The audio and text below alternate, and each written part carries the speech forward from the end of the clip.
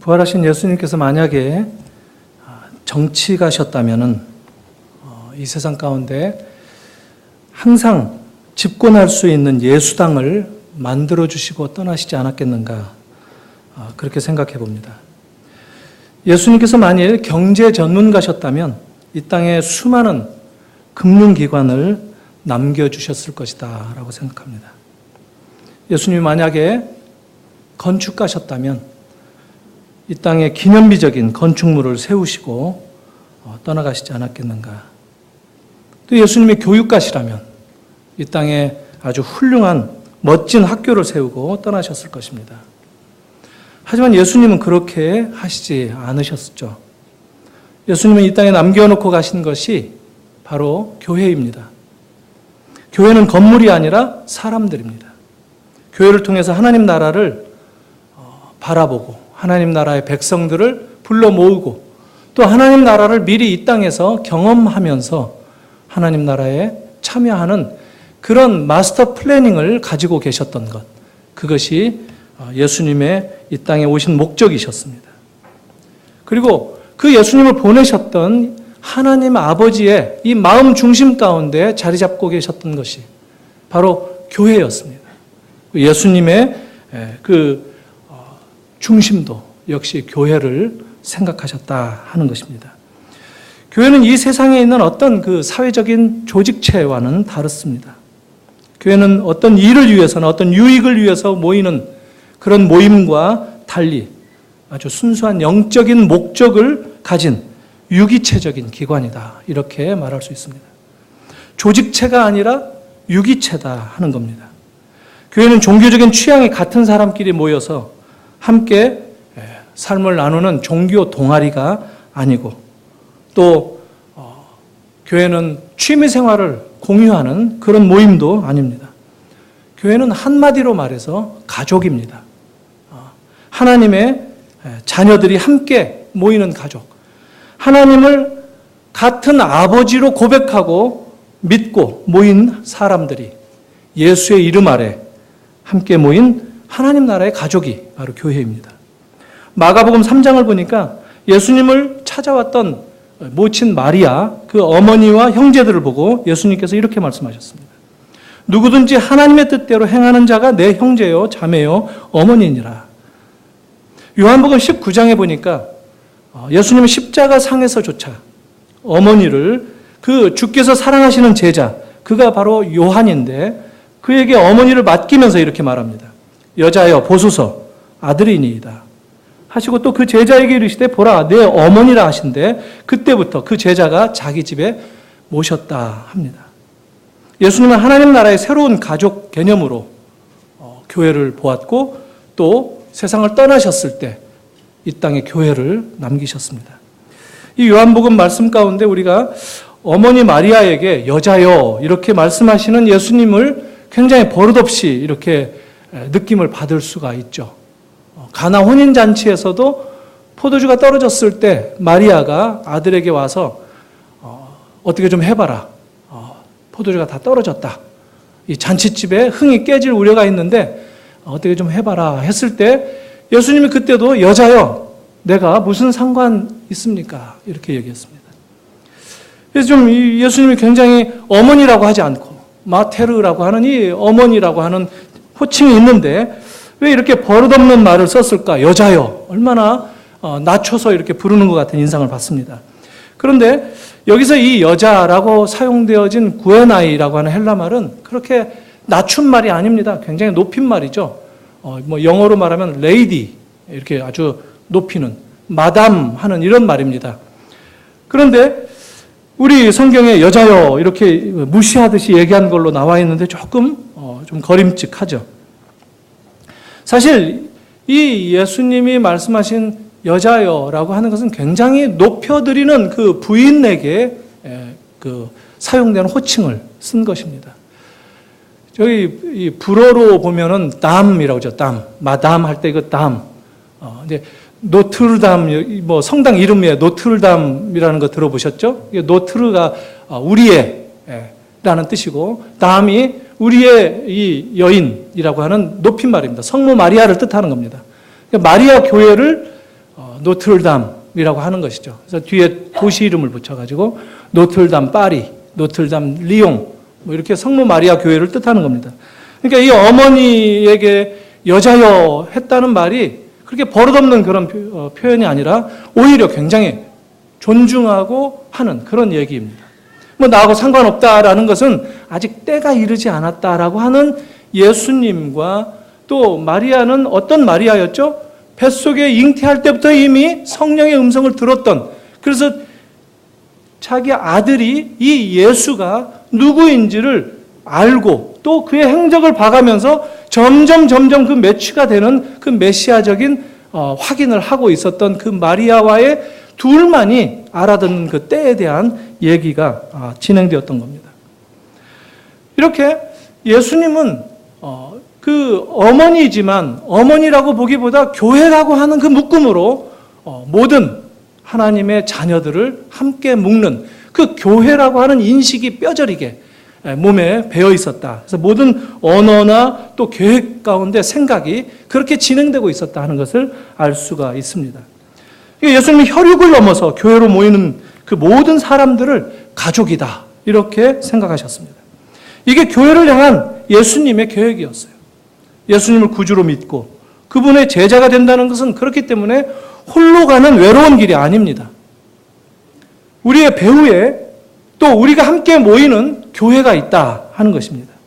오늘날 불행하게도 교회는 더 이상 세상 사람들에게 또 그리스도인들에게까지도 매력 있는 그런 곳이 아니죠. 교인들도 때로는 교회가 싫다라고 얘기하는 그런 얘기들을 하는 걸 종종 듣습니다. 세상은 교회를 또 아예 노골적으로 싫어하는 것을 표를 하죠. 그리고 교회에 대한 기대를 점점 접어가는 그런 시대에 우리가 살고 있는 것만 같습니다. 예전에 아이들이 교회에서 새로운 노래를 배우고 그러면서 이 재능을 확인하면서 기르면서 컸습니다. 요즘에도 뭐 사실 마찬가지인데 여러분 뭐 잘 아시죠?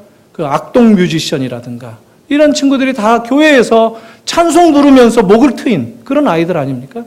교회가 단순히 그런 그 모든 가족들이 함께 어울려서 하나님과의 그 관계 속에서 삶의 모든 내용들을 형성하는 그런 곳이었는데 요즘에는 아이들이 점점 뭐 게임이나 오락에 교회를 뒷전으로 생각하면서 점점 발길을 돌리는, 그래서 순위가 아주 많이 뒷전으로 된 그런 느낌을 받는 그런 시대에 살고 있습니다.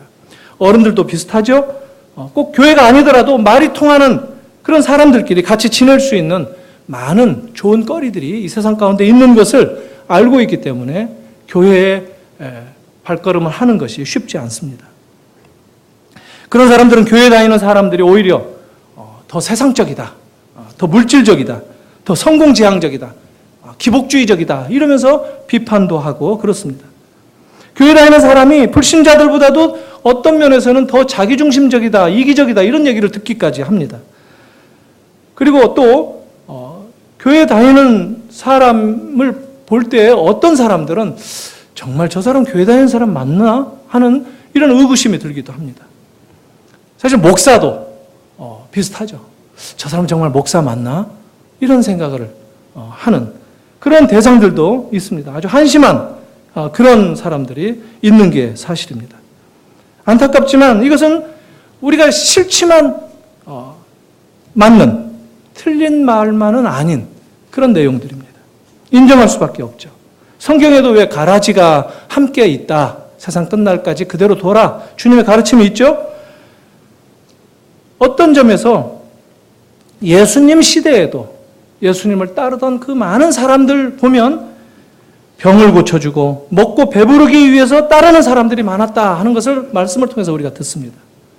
그들은 예수님을 사랑하고 예수님을 좋아서 따르는 그런 예수님의 목적이었다기보다 그 예수님이 베푸시는 그 기적에 관심이 있었고 또 자기의 문제에 급급한 그런 사람들이었다 하는 것을 성경이 얘기합니다.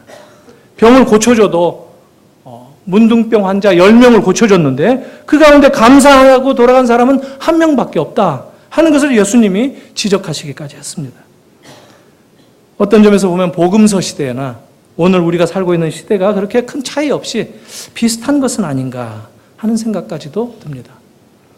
교회가 빛을 잃어버린 그런 하늘처럼 맛을 상실한 그런 소금처럼 그렇게 된다는 것은 아주 슬픈 현실입니다.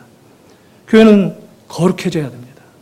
피가 골고루 흐르지 않으면 사람의 몸이 죽게 되는 것처럼 교회가 성령의 역사가 항상 살아서 이렇게 흘러갈 수 있도록 교회 구석구석에 미칠 수 있도록 그리스도의 몸된 교회는 그렇게 생생하게 움직이는 그런 유기체적인 생명체처럼 되어야 된다는 것입니다. 복음의 피가 흘러야 되고 그런 생명의 피가 골고루 흐르지 않는다면 죽음을 경험할 수밖에 없는 것이 사실입니다. 정맥혈전증이다라고 하는 병이 있다고 합니다. 그건 나이 드는 분만이 아니라 젊은 사람들도 걸린다고 해요. 피가 통하지 않아서 혈전이 생기고 그 혈전이 심장에 들어가게 되면 이 쇼크를 받아서 숨을 멎게 되는 그런 아주 죽게 되는 병이 있다고 합니다. 가끔 신문에 그런 이야기를 듣기도 합니다. 30대가 오락실에서 몇 날 며칠이고 움직이지 않고 그 의자에서 오락만 하다가 쇼크, 과로사로 죽었다 하는 이게 바로 동맥혈전증이다 얘기할 수 있습니다. 몸을 움직여줘야 피가 골고루 통하는데 그냥 한 자리에 굳은 채로 한 2, 3일 지내다 보면 죽을 수밖에 없다 하는 겁니다. 비행기 타고 아주 멀리 여행을 갈 때 다리가 이렇게 굳어지고 아주 피곤하죠. 그래서 일어서서 왔다 갔다 하는 이 운동을 하는 것도 다리를 풀어주기 위한 것입니다. 피가 통하지 않는 것은 죽을 수밖에 없다 하는 것입니다. 교회에 복음의 피가 통해야 교회가 아주 그 생명력 있게 활발해진다 하는 겁니다. 교회가 교회의 본질을 잃어버릴 때 이 죽음의 현상을 경험하는 것이 현실입니다. 개인들도 마찬가지입니다. 예수를 믿는다고 하다가 교회에 실망해서 떠난 사람들이 참 주변에 많이 있죠. 피가 통하지 않아서 죽은 교회를 경험하면서 교회를 떠나는 그런 사람들이죠. 또 개인도 마찬가지로 피가 통하지 않아서 복음의 티를 공급받지 못해서 참 그런 신앙의 죽음을 경험하는 그런 일들을 본다는 것입니다. 본질에서 멀어져 버린 교회, 피가 통하지 않은 교회, 복음의 피가 흐르고 성령의 산소가 공급되지 않는 그런 세속의 피가 흐르고 육과 탄소가 공급되는 그런 교회는 세속의 사람들과 마찬가지로 또 하나님 아버지까지도 실망시키는 그런 모습이고 말 것입니다. 오늘 본문에서 예수님은 반석 위에 당신의 교회를 세우시겠다라고 베드로에게 약속하십니다. 베드로의 원래 이름은 시몬이었죠. 시몬 베드로. 본문에서도 근데 바요나 시모나 이렇게 부르시죠. 바요나 할 때 바는 아들입니다. 그러니까 요나의 아들 시모나 이렇게 부르셨죠. 근데 이 베드로의 과거의 이름이 시몬이었는데 요한복음 1장에서도 베드로를 부르시면서 너를 게바라해라. 앞으로 게바라 할 것이다. 게바는 바위라는 뜻입니다. 반석이라는 뜻이죠. 이 베드로가 바로 게바의 이 히브리 말로는 게바인데 헬란 말로 바꾸면 베드로, 페트로스라고 하는 이 반석이라는 뜻입니다. 그러니까 이 반석이라고 하는 베드로의 이름을 부른 거죠. 근데 오늘 이 9절, 16절 이 9절 보면 아주 재미있는 주님의 말씀 가운데 이 언어의 유희가 아주 워드플레이라고 그러죠. 아주 재미있게 묘사되고 있습니다. 요한복음 1장에서 그 게바라 불렀던 그 히브리 말, 베드로는 이미 반석이라는 뜻을 가지고 있는데 너는 베드로라. 그리고 내가 이 반석에서 반석 위에 교회를 세우겠다 했는데 이 베드로하고 반석하고 같은 이름 뜻인데 약간 다르게 묘사가 되어 있습니다. 베드로라 하는 것은 페트로스인데 반석이다라고 하는 것은 페트라라고 사용됐습니다. 좀 더 큰 반석인 것이죠. 그러니까 베드로라 내가 너 위에 교회를 세우겠다 하신 말씀이 아니라 너는 베드로고 너도 연관이 있지만 너의 믿음의 고백이 연결이 되는 것이니까 그러나 나는 이 반석에 페트라 위에 교회를 세우겠다. 이렇게 예수님께서 아주 재미있게 말씀을 하신 겁니다.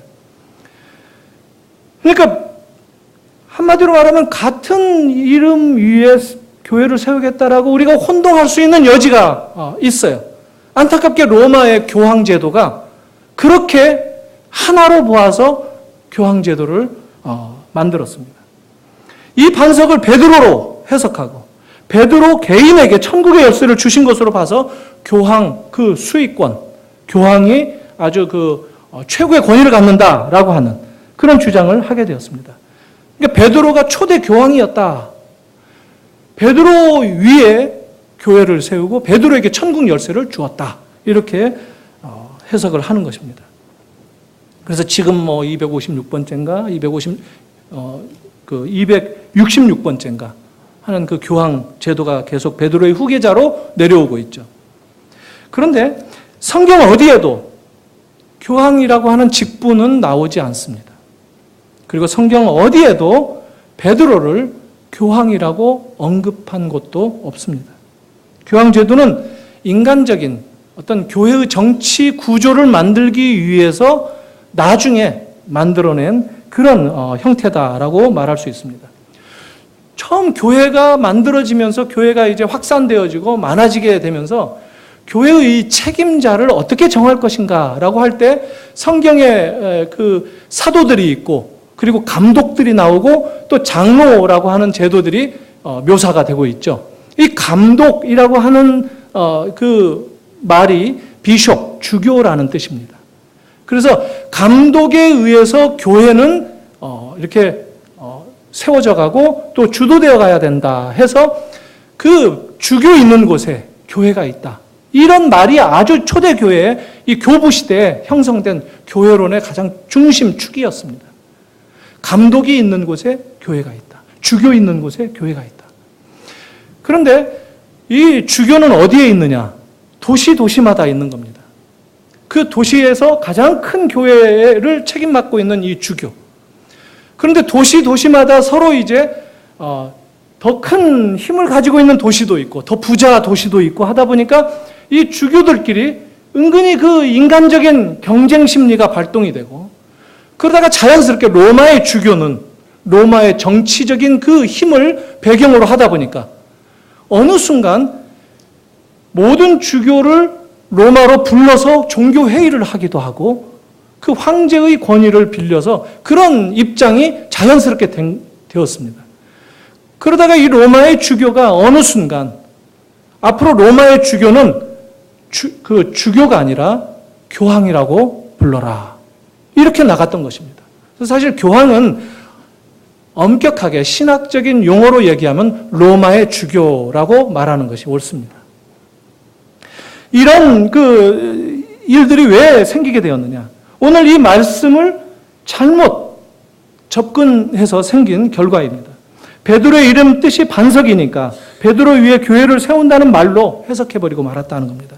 하지만 여러분 상식적으로 우리가 늘 신앙생활하면서 듣는 얘기고 생각하고 당연히 받아들이는 얘기지만 반석은 누굽니까? 반석이 누구죠?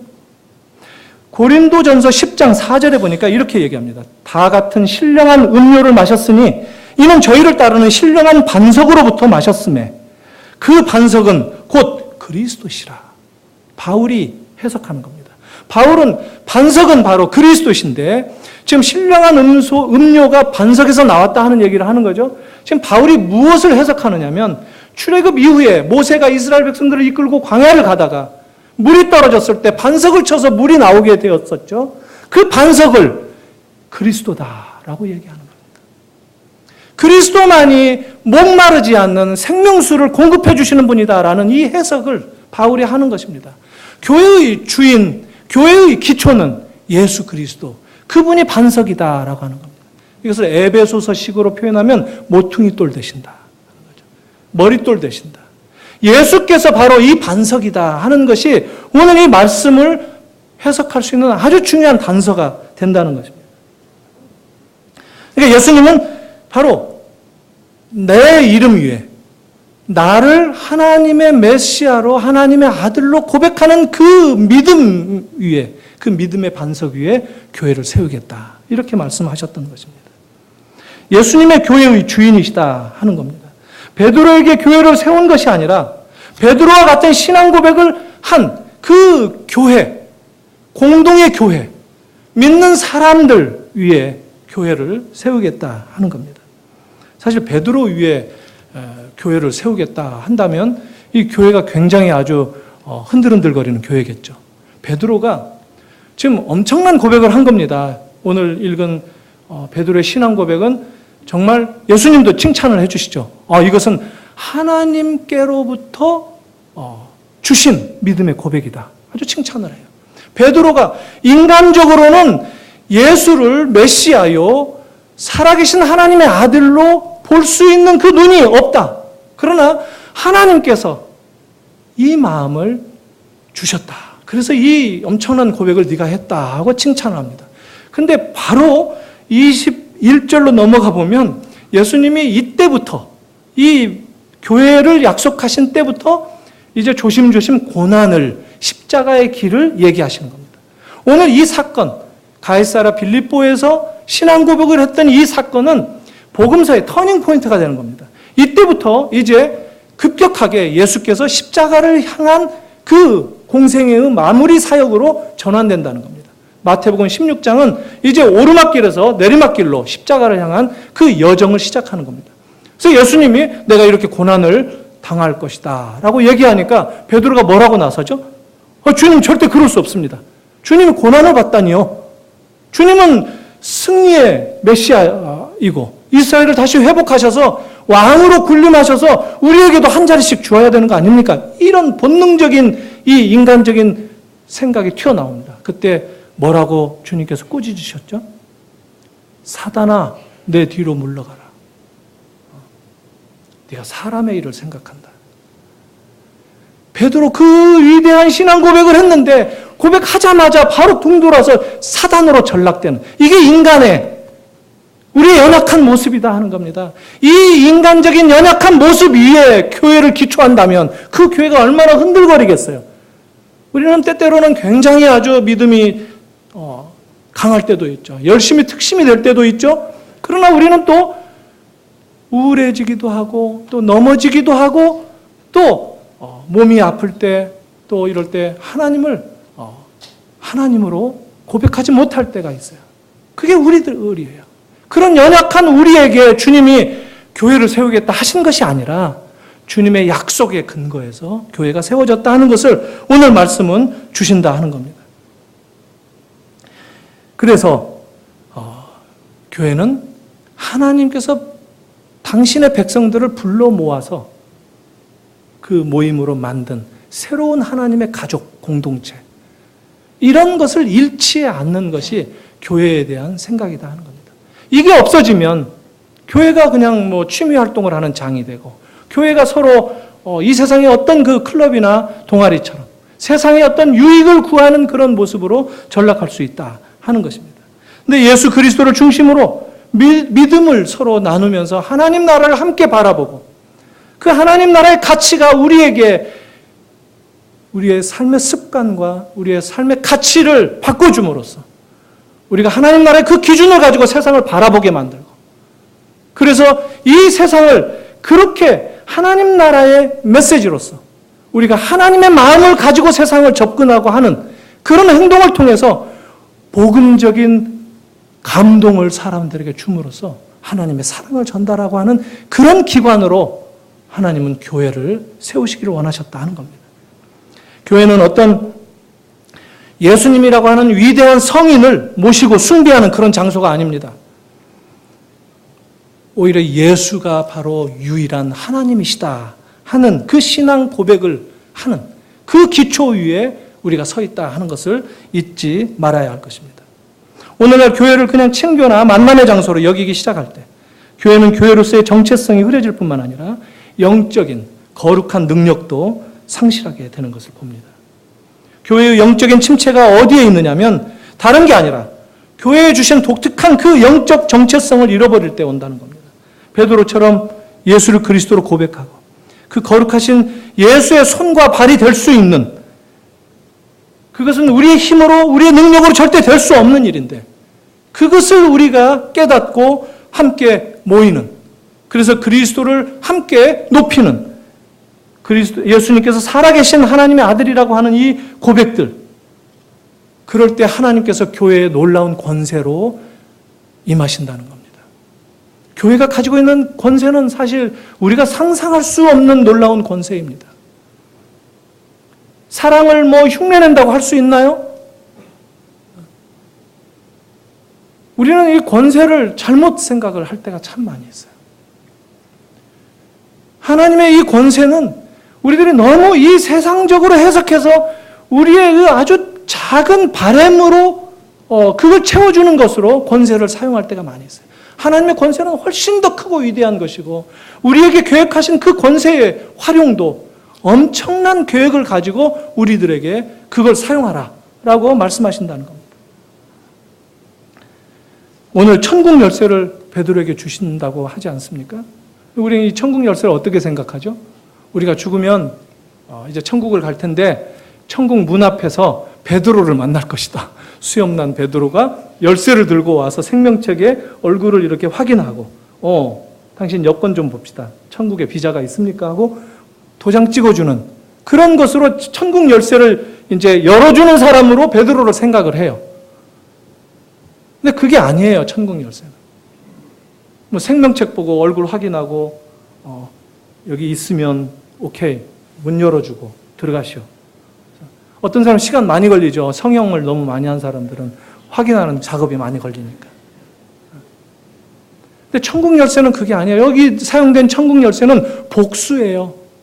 열쇠들, 천국 열쇠 꾸러미 이거예요. 그리고 뭐죠? 이 열쇠를 약속하시고 우리에게 하신 말씀이 뭐죠? 베드로에게 주신 말씀이 뭐죠? 네가 땅에서 매면 내가 하늘에서도 맬 것이고 네가 땅에서 풀면 내가 하늘에서도 풀겠다. 이 천국 열쇠를 사용하는 장소가 어디예요? 이 땅이에요. 이 땅에서 우리에게 천국의 열쇠 꾸러미를 주시고 우리가 이 땅에서 매듭이 지어진 문제를 경험할 때 그 문제를 풀어갈 수 있도록 이런 권세의 열쇠 꾸러미다 하는 것입니다. 여러분들 이 열쇠를 가지고 사셔야 되는 거예요. 우리 모두에게 주신 이 땅의 열쇠라고 말할 수 있는 거예요. 우리가 얼마나 많은 문제들을 겪고 삽니까? 우리의 문제들마다 거기에 맞는 열쇠를 열고 거기에 맞는 열쇠를 풀고 우리의 문제를 해결하면서 살 수 있도록 하나님께서 하늘의 권세를 우리에게 주셨다는 것입니다. 우리는 이 열쇠 꾸러미만 들고 다니는 거예요. 한 번도 돌리지 않고 열고 풀고 하는 것이 아니라 이건 사실 주님께서 주기도문과도 연결되어진 말씀으로 주신 겁니다. 하늘에서 이루어진 것처럼 이 땅에서도 이루어지이다. 이게 역으로 사용되었죠? 우리가 여기서 풀면 하늘에서 풀어주리라 하는 것처럼 이 땅에서 이루어지는 모든 것들은 하나님의 뜻의 실현이다라는 것으로 주기도문이 말씀하시지 않습니까? 주님은 지금 주기도문을 다시 한번 상기시키는 거예요. 기도하라. 기도의 능력을 발휘하라. 기도가 천국의 열쇠 꾸러미다 하는 겁니다. 여러분들 문제 많으시죠? 그 어떤 문제든지 간에 주님께서 주신 이 천국의 열쇠로 풀지 못하는 문제는 없습니다. 여러분들이 하나님의 그 권세를 받으신 분들이고 그 권세를 교회가 활용할 수 있는 그 능력 있는 그 아름답고 멋지게 계획하신 것이 바로 교회입니다. 하나님은 그래서 교회를 세상의 그 어떤 것으로도 흔들 수 없다라고 얘기합니다. 교회가 겉으로 보기에는 연약해 보일 수 있어요. 힘이 없어 보일 수 있어요. 힘이 없으니까 하나님을 의지한다고 비아냥도 받기도 하죠. 맞습니다. 그러나 우리는 하나님께서 우리에게 주신 그 권세, 하나님이 우리에게 주신 그 능력을 우리의 구체적인 삶의 현장 속에서 얼마든지 풀어갈 수 있는 그 힘을, 그 능력을 가진 사람들인 것을 잊지 마십시오. 난공불락입니다. 교회는 그 어떤 세상의 파도가 허물 수 없습니다. 무너뜨릴 수 없습니다. 그 성에 우리가 함께 거하는 것이다. 우리들도 때로는 두렵죠. 두려우면 불안이 생기고 베드로도 그러지 않았습니까? 물 위를 걸어오시는 주님을 보고 참 베드로는 굉장히 잘 나서죠. 우리들도 걷게 해달라 해서 베드로가 뛰어 내려갔어요. 물에. 걷는데 파도가 치니까 그의 시선이 어디로 갑니까? 파도를 향하죠. 주님을 바라보면서 걸으면 되는데, 걸을 수 있는데 옆을 보니까 바다에 빠지죠. 이 우리들의 인생살이 아닙니까? 교회가 주님을 바라봐야 됩니다. 성도들은 주님을 바라봐야 됩니다. 그 주님 바라보고 걷는 그 어떤 발걸음이라도 물에 빠질 수 없습니다. 넘어질 수 없습니다. 그 주님을 우리의 시선을 고정시키고 바라보는 그런 여러분들의 삶이 되었으면 좋겠습니다. 우리 샘물결 교회가 주님만 우리의 시선을 고정하고 힘있게 걸어가는 그런 교회가 되었으면 좋겠습니다. 주님이 얼마나 기뻐하시겠습니까? 주님은 그걸 위해서 교회를 설계하셨어요. 그걸 위해서 교회를 계획하시고 교회의 천국의 열쇠 꾸러미를 주셨다 하는 것을 잊지 마시기 바랍니다. 저는 생각해 볼 때 교회를 우리 예수님께서 두 번째 성육하신 그런 공간이다. 그런 곳이다 라고 생각합니다. 예수님께서 하나님이심에도 불구하고 이 세상에 사람의 몸을 입고 오신 그 성육 사건. 근데 예수님께서 다시 세상을 떠나시면서 이 땅에 교회를 두고 가셨는데 우리는 이 교회에서 주님이 함께하는 것을 경험합니다. 우리는 이 교회에서 주님의 임마누엘을 경험합니다. 주님이 우리와 함께 하시는 것을 경험합니다. 주님의 이름으로 우리는 세례를 베풀고 주님의 이름으로 우리는 모든 일들을 행합니다. 주님이 우리와 함께 하십니다. 주님이 다시 성육하셔서 우리와 함께 이 가운데 임마누엘로 거하시는 그곳이 교회다 하는 것을 기억하시기 바랍니다. 예수님은 이 교회를 통해서 우리에게 하나님 나라의 비전을 주신 거고 주님이 가지고 계셨던 그 생각을 우리가 쫓아갈 것을 원하시는 거예요. 주님이 계획하신 그 계획을 우리가 같이 따라갈 것을 원한다는 거예요.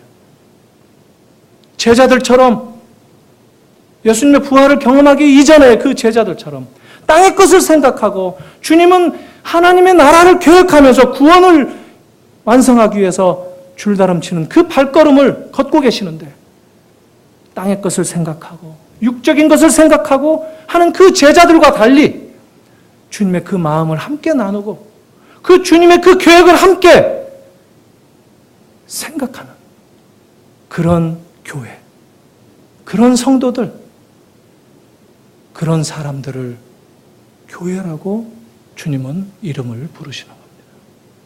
사랑하는 성도 여러분, 교회는 그 세상의 어떤 그 가치 기준과 잣대로 평가할 수 없습니다. 때로는 안타깝기도 하고 슬픈 얘기들도 듣지만 그러나 우리의 시선이 다시 주님께 고정되어진다면 주님은 여러분들의 손과 발을 통해서 하나님의 그 놀라운 권세를 행사하실 것입니다. 그리고 거기에 함께 초대받고 있는 저와 여러분들이 되기를 바랍니다. 우리 안에 임마누엘로 거하시는 주님이 우리의 모퉁이돌로 우리가 서 있는 기초고 A, B, C 정도가 아니라 그분은 A에서 Z까지다. 알파요 오메가다 하지 않았습니까? 전부입니다. 그분은. 다시 한번 힘을 내는 샘물결 교회의 그 아름다운 주님을 향한 헌신이 새 출발되어지는 우리 교회가 되기를 축원합니다. 같이 기도하겠습니다.